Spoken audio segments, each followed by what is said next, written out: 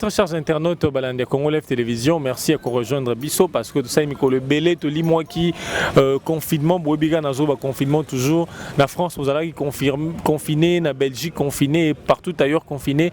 Alors, c'était le cas également pour nous ici à Kinshasa, donc l'activité va répondre petit à petit. Alors, le cadre, il y a Masso, Nabiso Mboka, Torobet Ali Solo, il y a dossier à Vital Kamerhe. Procès 100 jours parce que Boebi, verdict, vous allez rendu le 20 juin prochain, ma plaidoirie est si là qui déjà. Alors, procès en haut, Kamerhe est mort, le lobby qui est politisé, le lobby est battu à front commun pour le Congo, le procès en haut, aussi Félix Tshisekedi dit que Moraïeba. Alors, tu rebelles en haut, l'Isolona Antoine Makai, Azali Bongo, analyste politique, Mazape Pemeni à cash. Mon nom est Antoine Makai, bonsoir et bienvenue. Bonsoir Ndeko Boni. Très bien, Boni Opé. Moi bien. Alors, mon nom est Antoine Makai, sans plus tarder, lecture par rapport au procès à mon nom Vital Kamerhe Zani. Bon, ngana ndenge na lobaka pe na yebisa bana mboka ke to tia mai na monoko. Il faut justice ça la musala nango. Baoyo batangela mibeko balobaka mukili mobimba. Qu'il n'y a pas un pays en Afrique qui a des bonnes lois comme la RDC. Mais problème nango est application na indépendance à justice. Tozi mokonzi asika lobi to pesa justice musala na ye. Comme on a tale lo makambo yuto le kana Assemblée nationale na Tongo. Bato baza inhabitué ya ko respecter jugement rendu par les cours et tribunaux. Parquet a libre à mener enquête à quiconque. Ils attaquent au commis Mokonziambo, au commis Pembenya Mokonziambo, comme mener enquête de politique et wap. Politique et Moutetina, batwa FCC, to batwa Nani, ne batina à négocier na Jamal. Politique et sali wap. Tango Soraya a commis Voama, à Salaka Moussalani. Tant moi si na comme souvent bandako na ba Paris na ba alozoro ba salaka ba faire depuis des années. Moi na mboka lo ba sala ba na musala koteka ba na 20 ans âge à 20 ans. Lelo elle a plus de 45 ans je crois. Aboti bana na mariage ba 800 ceux qui commet de 1000 133 000 euros à tayo moko hein. Vous savez là comment moto sala commerce pendant au moins 25 ans. Ayebaka numéro d'enregistrement national na été na mutu. Ayebaka numéro na ya asalaka na patate. Ça c'est un autre dossier, il y a faux et archifaux, maman on a assez sopi. Parquet à Rolandela ya bagawana. Yo za commerçant ton dimi au lobango, il faut te prouver la fiscalisation ce qui azo yiba l'état. Asalaka commerce nin, asalaka musala nin, toboyite tout le monde est libre. Immobilier. Asalaka immobilier va s'arranger sur les bazaraka na ba document. Il faut la qui ça ba document ngo. Soki azokola lui va pendant 25 ans à cause wa mbamba na yanu na ye DGI ko landela ye ba taxe futa kate il faut futa soka kuté akokeno kuta mbali na c'est pas monté de toutes pièces. Quelle est la qualité des invités? Et bah invité à Vital Kamerhe ont quel revenu et les derniers ou les premiers à donner les enveloppes ba cadeau à mariage ba pesa kango na kunde lupete na mesa ba tozana ba image tozaka na ba fête wana to mongo wana ba enveloppe angwe kitaki ndenge nini yo kanisi 800 tonnes de millions les gars tambongo nani message waki na mariage na yo ka mbongo wana ezaka briquete qui n'est les cadeaux de mariage, ce pas des cadeaux bah ça moto na texto bah qui ça kango na mais ça c'est blaguer avec toute une nation, c'est-à-dire manque de justifier, ça montre la corruption et les fraudes. Donc monta tia qui na banque et directement monta bah ça qui na ba cadeau parce qu'il connaît que dans les cadeaux il n'y a pas de vérifier kobo sanate que na fait alibala tango zo yamba cadeau bah ça moto mususu.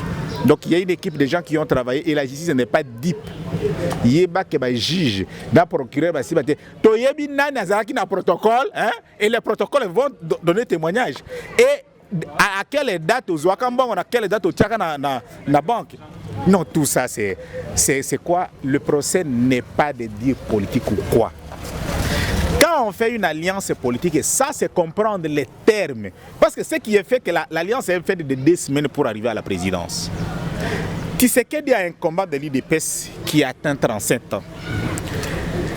Vital Kamerhe est du réseau Mouzé. Il est passé à l'UDPS, il a compris que la tenue de l'UDPS ne le convenait pas. Il est venu avec il a intégré la FDL. Après avoir intégré la FDL, c'est comme ça qu'il a commencé sa politique. Et cette politique, c'est lui qui a fait le kabylisme. Les systèmes oyo tozako déplorer oyo, c'est le système oyo Vital Kamerhe na baninga na ba installé. Oyebi bona na longwa na Assemblée nationale. Na système oyo ya ko rasonaka ba master. Comment se peut-il que quelqu'un a qui secrétaire général à PPRD, Aza speaker de l'Assemblée nationale, de 21h à 22h, signé départ, tout le monde était lésé. Tout le monde est sans exception. Kaka makabo, na cotisation ADG awa, tindelanga boy, na cotisation boy, tindelanga boy. Système. Na retour commission kala. Kala, tout n'a pas pour nani moto. Un homme comme Vital Kamere nengo za komona dans une heure d'état, tout le monde avait donné sa signature. Moto azo soutenir ye azati. Ayeko kene na accord ya awa ya kojo. Ya dialogue. A panzani na Claudel Lubaya ndenge nini. Na ewanga ndenge nini. Ake na Uganda, ake okuta na kojo, ale 2 millions de dollars, a zipi a ebisi ba master te. Ba master ba yeko zuwa ba preuve, ba bi boye toko ki no kufa pamba ne ewanga kotela INC prison, a tika mandat na ya député. Alobi mieux vous protéger ma vie. A suno la caméra, kende na bord na yo, na zongeli na sala na mobile. Tode Lubaya zongi na bord papa na ya kala parti a papa na ya kala. Abi yo lokolo lingi mbango makasi, olingi makambo ebele kende na yo, a tika caméra. Kamere azonga na 2 millions wana. Tango asali makambo na ye, ayeko tinda Kangudi ya ministre ya budget. Na pokwa note. Na tango note atinda bato d'abord na cabinet. Na pokwa tindelanga bo habité. Master to sale la mboka te. Tango ya lobito boye longwa to longwa bo habité. Ba je na yo na yo yo te asali allégeance à Kabila nde Kangudi avanda a créer bord na ye. Yango Kangudi ba yeko kuta na procès oyo bakabwana nkolo likonda ministre auto za ngo lelo mayo ya budget na novembre na décembre oza oyebi ba crise lingoza la atre ye na kamere makambo anga papier yibambongo yelanga albite to sali la mboka mokozi mboka boyi makambo oyo oyoka kiteke mayo ya linga sauter balingi ba sotise na décembre na novembre kendo tuna bato cabinet président de la République. Si tout va petit batiwana, salabo zongisa. Combien de gens qui ont des dettes intérieures? A kena mikanda mokoza mboka lobia futa bana mboka ba nyongo na bango. Kitisa na mesa 40%. Ba koma na cabinet te balega na ndako wa Vital et pas Mamida. 40%. Mbongo na yango 350 millions de dollars. 350 000 dollars. Kabola, soko ndimi signé, ba pesio 40%, Zouambongo musu 60%, mu kolombongo amona passe. Tuna bato baza ebeli a kopesa au témoignage wana. Ba landeli a quête. Et là, à 15 millions, chef de l'État Zipimis, il a pris les risques devant les chaînes internationales. La diaspora, défendre Master. Mais Master Zole qui sa makambo. Qui contrat signé par Jamal à bonne et due forme avec les mêmes gouvernements pour 3 ans il y a décaissement. Papa, depuis quand dans quelle institution bancaire 50, même 2 millions de dollars par jour. Notre loi interdit que la banque au-delà de 10 000 dollars par jour. Comment lui a obtenu des millions de dollars par signature? Comme qui? Il est ordonnancier? Il y a banque. Depuis que les lois sont claires, la compétence est en attribution. Directeur à cabinet, directeur na fungula bana mboka basolo. Directeur à cabinet, c'est une intelligence cachée. Ce qu'on a directeur à cabinet à moto yo mi obimakate, omona nakate. C'est-à-dire ba pession bongo pe ba pession musala, oyo nyoso yo zo sala moto wana nde azotindika zo signature. Si directeur de cabinet à président de la République a comme signé ba document et pas gouverneur à banque ba collaborer. Pas quelle loi. C'est de la gabégie. C'est pour cette raison à crier bah au chef de l'État. Non, chef de l'État veut l'État des droits. Mais moi n'importe Antoine Makai, bazaki peut belé une équipe à supervision azaki est mon côté. Mais pourquoi toujours comme ya caméra kaka ya tangi bitakwira, atangi bato belé ba projet les gars na maboka bato belé mais pourquoi toujours bazako revenir sur yé, bazako rebondir sur yé moko. Général des corps d'armée. Elle mousso azalaka na affronter mais ceux qui bitumbe sil na gagnaka. Qui a gagné Goma to bakate Mamadou?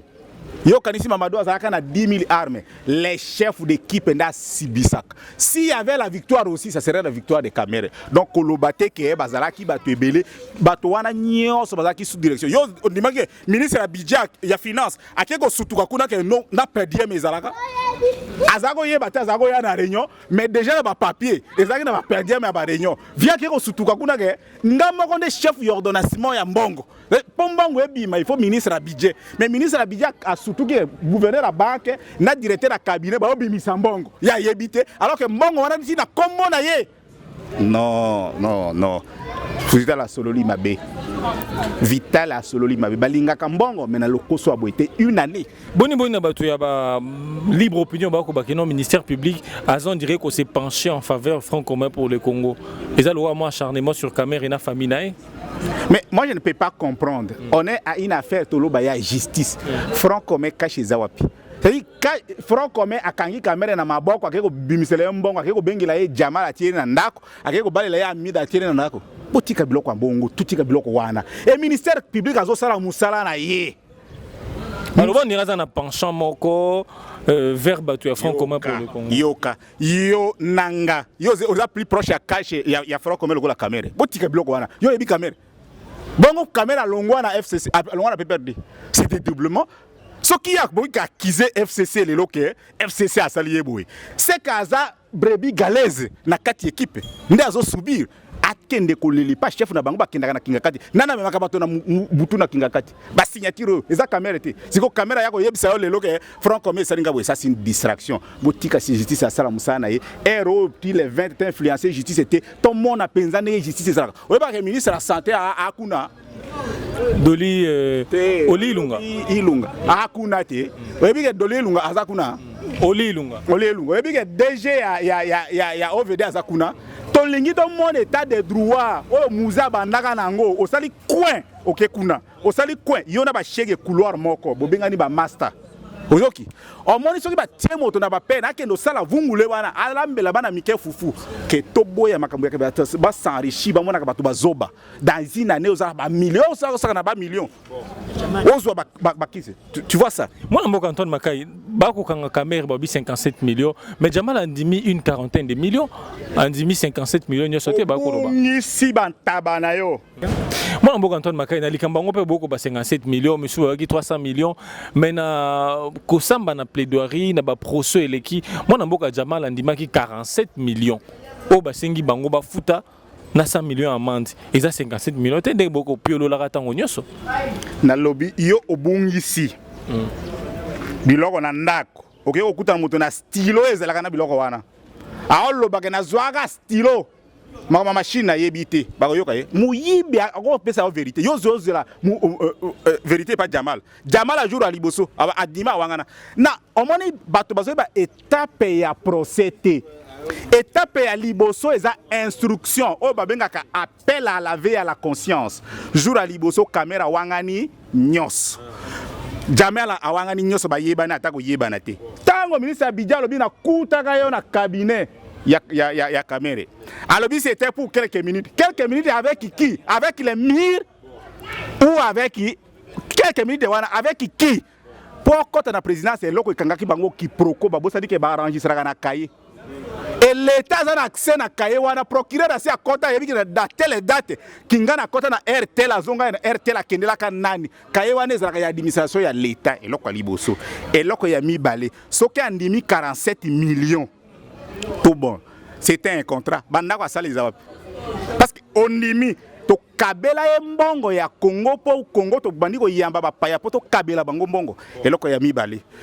Alobaka ke mbongo wana azwaka pona kusala bandako koko tongango mais exonération fiscale oyo azwaka po moto déjà azana marché gagné. Siko azo foot azo tambola pe na frais à l'état akomaka membre du gouvernement. Comme membre du cabinet, c'est ce qu'on appelle l'action et la corruption. C'est-à-dire, il y a le faux et archi-faux dans tout ce qu'on fait. Et il y a ce qu'on appelle le réseau des malfaiteurs organisés pour piller l'État congolais. Il y a un dossier où il faut qu'on nationalise Yango. Et zonga yabana. Bon, Namboka Makai, dernière question. Ba avocat caméra collectif ya bango ba ko ba que non ministère public ko sambisa ba pièce ya conviction ya ki moyibi wana ya détournement wana ezate omoni ba yebi alors bazoloba ba loba ki po ba loba po ba lembongo détournement c'est-à-dire quoi c'est différent de vol Détournement, c'est sur son mandat du cabinet du chef de l'État. Comment Kamere, sa signature devait être à la banque pour faire sortir l'argent? C'est ça ce qui montre qu'il a quitté sa mission. Sa mission, c'est d'accompagner les chefs de l'État et non de diriger le gouvernement. Alors que chaque jour, comme Kamere le disait, le gouvernement est qu'est-ce qu'on appelle gérer les affaires courantes? Gérer les affaires courantes, c'est-à-dire quoi? Qui initie projet à Sikate, mais Oyezalaka. On continue. Mais le projet à 100 jours et en 2018. Donc le projet là était dans son bon chemin. Même projet négocié à 900 maisons, à 26 millions de dollars. Comment vous ajoutez 600 maisons et commis 57 millions de dollars? Même contrat déjà signé pour décaissement de 3 ans. Comment le projet rentre et ça devient automatique au décaissement unique? C'est ça le détournement. Parce que le projet qui a été adopté est de 26 000 dollars. Ajout oyo na négocié en gros, ça n'a pas respecté ni la procédure ni interféré d'autres forces y afférentes. C'est ce qui fait la culpabilité, la responsabilité majeure. Au moment qui jour ya plaidoirie que bavoka ya Kamere bazanga qui matière ya koloba. C'est pas fair play que juge aye kozong sa bango maloba na poko. Mais comme ils n'avaient pas quoi, parce que leurs clients les a trompés. OK, pas mungango zo kana muto ebisi ma koloko kufa. Pas qu'on pas au qui citer. Avocat n'est pas un dieu. Comme il a trompé à ses avocats, c'est pourquoi les avocats, quand on a tendu des pièces, ils étaient étonnés. Parce que lui voulait montrer qu'il y a un cabal politique alors qu'il y avait des convictions. Que mwana mboka atiaki loboko na sanya mafuta. Maboko ezana mafuta, il fallait ça là. Avec sa avocat n'avait pas préparé défense. Donc je ne dis pas qu'il est condamné, qu'il n'est pas natiki ba juge ba sala musala na bango. Dernière question, mon amboka Maka, il y a beaucoup de choses à soutenir car pour le changement, mais les lots, tu habites ce qui mon amboka Félix Tshisekedi, Azam mon conduit, tu en es causé là, tout causé là, car mon conduit, tu en es espéré nango parce que les lots, ce sont les mêmes faits reprochés dans Front commun pour les Congo et ils ont même fait UDPS et comique imaginez-vous aujourd'hui, bras de fer pour peut-être raison il y a Kabunda à la première vice-président. Aujourd'hui, député bloqué Bango Action n'a parlé du peuple, ils n'ont pas siégé. Pourtant, la loi dit que non, siège est inviolable. Mwana mboka, on a une loi oyo, soko tangi il faut que tanga B comme na Z. Article 151 de la Constitution. À l'objet institution mon côté gouvernement, à cité gouvernement, alinéa de côté parlement. Et koki kopekisa justice et ça la musala nango ti ko refuser mobeko euti na justice ata mokete et komami wana. Qu'est-ce qui est là? Omoni toza na malheur na mboka na biso ke to vota bato yo balingaka biso te. Loko la kabundi mo repé. Oka dans l'ensemble. Bango ne ba vota kamibeko no. Bango ne ba sala loi que tozala na luna kobo to bengi conseil d'état qui est l'organe suprême au babenga en matière administrative. Oyo nyonso ezara kokoso na matière d'administration conseil d'état aza suprême après lui il n'y a que Dieu. Tango ba irrégularité ezana ba ministère na ba institution yenda ko ki ko régulariser ango kabundo akokende pe akei. Mais quand il y a des irrégularités, il faut reprocher. Règlement intérieur et Assemblée nationale et l'obinin. Ce qui moto tiaka motion pour na likambo songolo membre du gouvernement to eloko moko, il faut que motionnaire moto ya sali motion ale kaye moko liboso etando. Mais tango mwana mboka Félix Tshisekedi zelana no zela mona tangaite na zolo bana boka. Il faut que moto wana expliquer ye moko. Après bapesa moto yo basaleli motion wana droit ya réponse à s'expliquer. Après moto wana azana satisfait ou nazana satisfait te bakende na sanction. Et là ko ya mibale Jacques Mamba azalaka na prison, azalaka na résidence surveillée. Jacques Mamba atikala comme procuration et pas député mon côté que kende ko représenter nga. Il était aussi libre comme procuration à comment angoté. Donc la motion ne peut pas être traitée. Après il fallait qu'on pèse à Jean-Marc Kabundu droit de réponse pour s'expliquer avant qu'on kende na vote. Avant 4 jours avant 3 na 4 ba député ba dénoncer ba komeli mama Mabunda que oyo toza komona signature na papier oyo eza ya bisote tozalaka na lisanga wana te pe toyebe ekolo ozubukola moko kutu aza confiné na Lubumbashi moto aza confiné na Lubumbashi aye komona signature na biki yango jama Kabundu alobi to pesa institution makasi azui ba 2 pièces wana a présenté na conseil d'état alobi bo sur soir eloko wana yo législateur du premier pas ok ko s'opposer eloko aliboso na sala lo jurisprudence tango bakangi mwana mboka Jacques Mamba Assemblée nationale est commis cours de cassation à sursoir dossier à sursoir c'est qu'on appelle le fair play entre institutions ba sursoir dossier yo ba ko komela yo pena ndenge na yo sursoir dossier au total ango malembe to trachango au lobby bras de fer il n'y a pas bras de fer c'est la gabegie et maman wana n'est pas digne d'être respecté na biloko akomi ko sala wana na ba député na moni ba député bazokanga lokola bana mike lokola ba mushinde ba bimi na nzela maji est-ce que vous lisez la loi? Les législateurs doivent être les premiers qui comprennent l'esprit et la loi. Si vous avez s'opposer à la loi, c'est à faire la honte et la honte de la chambre. Si vous avez qu'il neige et qu'il pleuve, vote causal. Vote Ezali. Au moins, il y a lobby qui neige na 12 heures pour garder la paix. Baké ko tirer maman to mokozambo ko yebisi maman tanga mibeko. Aux législateurs à Liboso. Je vais respecter la loi, bato sayo.